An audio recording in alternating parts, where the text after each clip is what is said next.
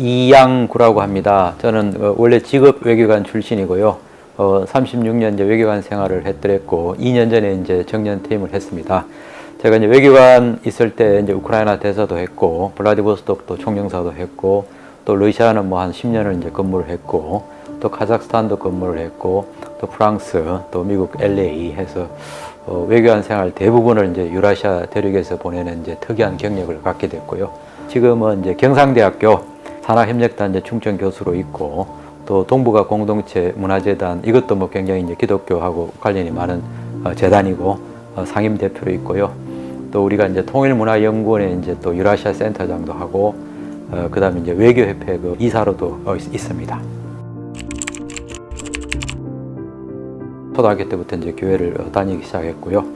그러나 이제 교회 다니는 거하고 조금 더 하나님을 좀 진지하게 만난 거는 또 별개인 것 같아요. 제가 어떻게 보면 가장 어려울 때 그때 좀 하나님을 만나기보다는 오히려 이제 외교부 들어오고 나서 가정도 갖고 직장도 갖고 조금 더 편안한 가운데 이제 하나님 만날 수 있던 게 좀 저한테는 상당히 좀 감사한 일이고 결정적인 거는 이제 우리 1991년에 미국 연수를 마치고 이제 한국에 왔더니 6월 달에 이제 우리 외교부에는 이제 선교회가 있습니다. 그래서 이제 우리 동료 초청으로 외교부 선교회를 가게 됐고 거기에는 이제 매주 수요일을 만나서 종교교회에서 한 15분 김밥 먹고 45분 그 성경 공부하는 시간이 있었어요. 뭐 그전에도 제가 이제 수도 없이 이제 설교도 많이 듣고 그랬지만은 체계적으로 이제 성경을 좀 공부할 수 있고 거기서부터 이제 제가 이제 성경에 대해서 굉장히 좀 눈을 뜨게 됐고 은혜가 되었고 그걸 통해 가지고 이제 우리 또 대학생 선교단체에서 이제 한 2년 가까이 성경 공부도 하게 됐고 그리고 이제 기독교 이상 그 더 최고의 진리는 없다. 그리고 하여튼 그런 그 고백은 늘 할 수 있습니다.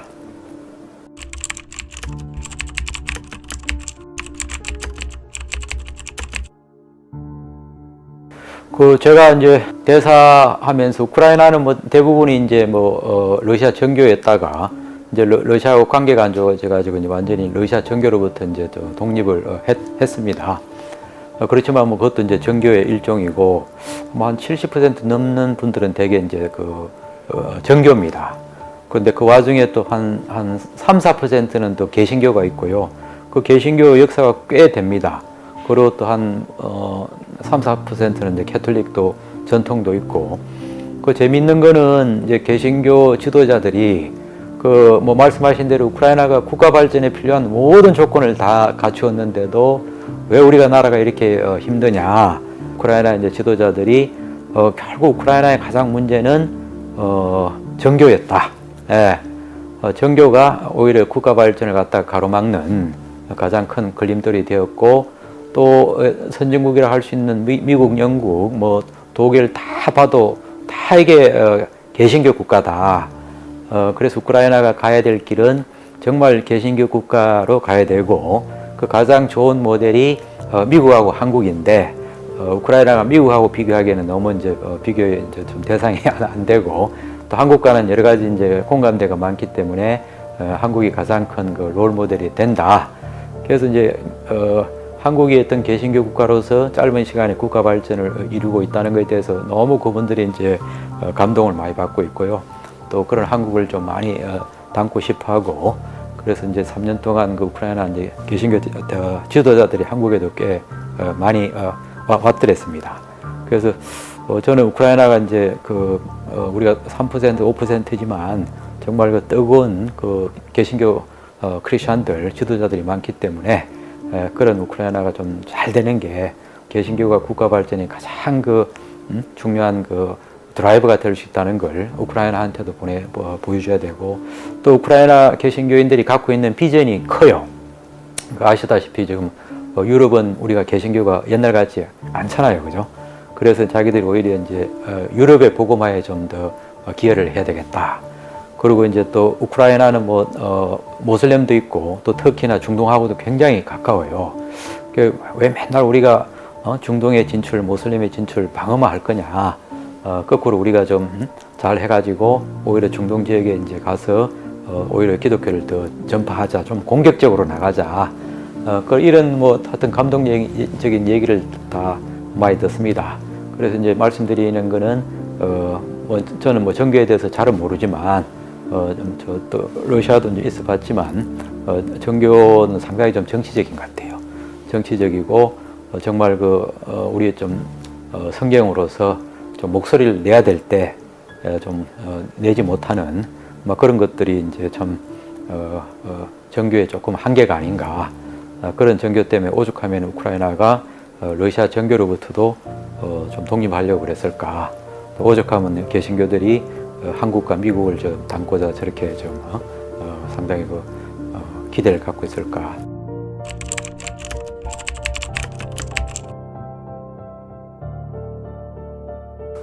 러시아도 뭐 정교의 제목이 오르소독스거든요. 가장 정통이라는 건데 이제 정통은 정통다워야 되는데 왜 우리가 이제 공산주의 혁명이 러시아 제국에서 시작되었느냐? 성경학자들이 분석한 거는 정교의 타락에 있다. 그걸 이제 하나님이 이제 괘씸하게 여기가지고 한번 페널티를 준 거다. 뭐 그런 얘기를 좀 들었는데요. 러시아나 뭐 정교의 좀 한계는 되게 정치적인 것 같아요. 그래서 이제 좀 목소리를 낼 때는 내야 되는데 어떤 기득권하고 이제 기존의 정권하고 이제 같이 이렇게 좀 약간 팀이 되다 보니까 전혀 이제 어떤 기독교로서의 좀 제 목소리를 내지 못하는 그런 한계가 있지 않느냐 생각이 들고요. 또 이제 참 대부분의 러시아 정교인도 그렇고 보통 사람들 보면 참 눈물겨워요. 정교 예배 같은 거는 뭐 우리는 뭐 한두 시간도 길다고 이제 조금 가끔 컴플레인도 하고 그러는데 그분들은 한 4시간씩 하거든요. 그리고 서서 해요. 그래서 그분들 뭐 보면은 참 기도 자체가 참 감동으로 느껴지는데 이게 뭐가 문제일까? 그분들이 나는 순수성하고 진정성은 의심을 안 하는데 첫 번째는 뭐 저도 이제 성경을 통해서 이제 하나님을 조금 더 그래도 좀 가깝게 만난 게 됐듯이 우리 신앙인도 무식하면 안 되는 것 같아요. 그래서 성경을 좀 정확하게 알아야 될 것 같고 그러나 아직 어떤 정교는 과거 이제 종교혁명과 달리 조금은 그래도 좀 사제 위주로 좀 되고 해서 어떤 세리머니 같은 의식 같은 건 굉장히 화려하고 참 멋있는데 이 좀 말씀 중심으로 좀 이렇게 생활 신앙에 대해서는 조금 약하다는 느낌이 들고 또 하나는 거기가 이제 기독교가 하나의 문화가 돼 있어요. 이것도 이제 좋은 것도 있고 나쁜 것도 있는데 우리 같으면은 뭐 정말 주일 예배에 이제 참여하는 거는 기본이고 그죠? 또 그거 말고도 이제 우리가 생활 속에서 해야 될 그런 것들을 이제 나름대로 이제 부담을 갖고 하는데 러시아 분들은 뭐 크리스마스라든지 그다음에 부활절이라든지 이 교회 중요한 절기 한 번 가면은 나는 크리스찬이다. 내 할 일을 했다. 그리고 태어날 때 이게 세례받고 하면은 뭐 평생 이제 크리스찬이 됐다는 그래서 이게 상당히 너무 이제 종교가 좀 문화가 돼버려 가지고 정말 우리가 이제 구원받고 나서도 굉장히 더 민감해야 되고 더 성찰해야 되고 그러는데 이 사회 분위기 전반적으로 뭐 1년에 한두 번 교회 가면은 난 이미 이제 크리스찬이고 세례받으면 크리스찬이고 좀 더 이제 정교분들을 좀 끼어있게 해야 되는데 너무 이제 정교가 문화가 되는 거 또 정교가 너무 이제 정치하고 이렇게 결탁되어 있는 거 그리고 이제 어떤 성경이라는 우리가 이제 어떤 에센스 없이 자꾸 이제 세레모니 위주로 이제 생활해가지고 자기 스스로 이렇게 좀 깨어나지 못하는 것들 이런 것들이 조금 우리가 정교가 좀 해야 될 그런 역할을 다하지 못하고 있지 않느냐 하는 이거는 제 개인적인 판단이에요. 예.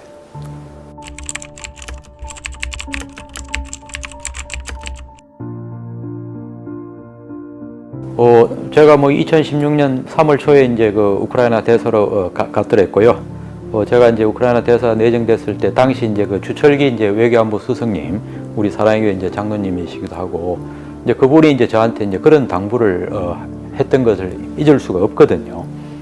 자기가 이제 외국의 이제 고위 간부들을 만나고 유명한 국제정치학자들 만나는데 한결같은 얘기가 있다 이거지. 그래서 이제 우리가 유라시아가 이제 우크라이나도 유라시아고 이제 우리 한반도도 유라시아인데 유라시아에 이제 어떤 세계 대전으로 발발할 수 있는 두 군데 화약고가 있는데 이 서쪽에 이제 우크라이나고 동쪽에 이제 한반도라고 그랬거든요. 우크라이나는 러시아의 가장 이제 서쪽에 있는 국경이고 또 우리 한반도는 러시아의 가장 동쪽에 있는 국경이거든요. 그래서 이제 우크라이나하고 우리하고는 여러 면에서 이제 어떻게 보면은 좀 지자학적인 공감대하고 운명 공동체라고 생각해요. 이런 나라들이 이제 정치적으로 말하면 그 피봇 스테이트라고 그러거든요.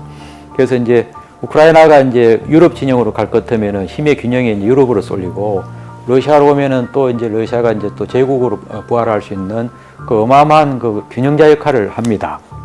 그런 차원에서 뭐 서방도 우크라이나를 놓칠 수 없는 나라고 또 러시아도 이제 우크라이나를 놓칠 수 없는 나라고 또 우리 한국도 마찬가지. 그런데 이제 이런 그 지정학적인 그 고래등에 놓여 있는 우크라이나 우리나라 같은 경우 뭐가 중요하냐면은 강해야 돼요. 약해 뿌리고 해 뿌리면은 이제 그 제국이 언제든지 이제 그 침범하고 침략할 수 있는 그런 빌미를 주거든요. 그래서 우크라이나 스스로 우선 다부진 모습을 좀 보여야 되고 이번에는 굉장히 잘 보여주고 있는데 또 우리 이런 위기가 발생하기 평소에도 정말 그 국론이 분열되면 안 되고 정말 어떻게 하든 우리한테 주어진 골든 타임을 잘 활용해 가지고 우리가 이제 유럽과 같은 빨리 이제 선진국가로 일어나야 되겠다.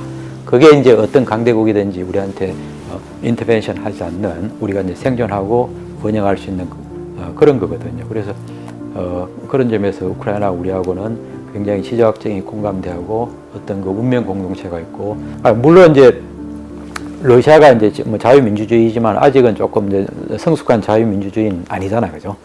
정말 러시아가 이제 독일이나 프랑스나 미국과 같은 좀 성숙한 자유민주주의가 되고 또 국력이 커지면 그건 우리가 두려워할 이유가 없지만 성숙하지 않는 가운데 힘만 커지고 이래 버리면은 우리를 포함해서 이제 주변국이 큰 그 위협이 되죠.